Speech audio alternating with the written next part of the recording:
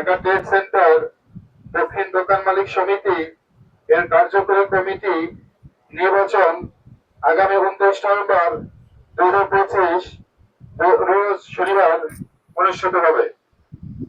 যে সকল সদস্য এখনো ভোটার তালিকায় নাম অন্তর্ভুক্ত করেননি তাদেরকে আগামী 5 নভেম্বর 2025 তারিখের মধ্যে সদস্যপদ ও প্রয়োজনীয় তথ্য জমা দিয়ে ভোটার তালিকায় নাম অন্তর্ভুক্ত করার জন্য অনুরোধ করা হল। উল্লেখিত তারিখের পরে কোন সদস্য ভোটার হতে পারবেন না। এ বিষয়ে কোন প্রকার অভিযোগ গ্রহণযোগ্য হবে না। বিশেষ দ্রষ্টব্য, তফসিল মার্কেট অফিসের দেওয়ালে সাজানো হয়েছে।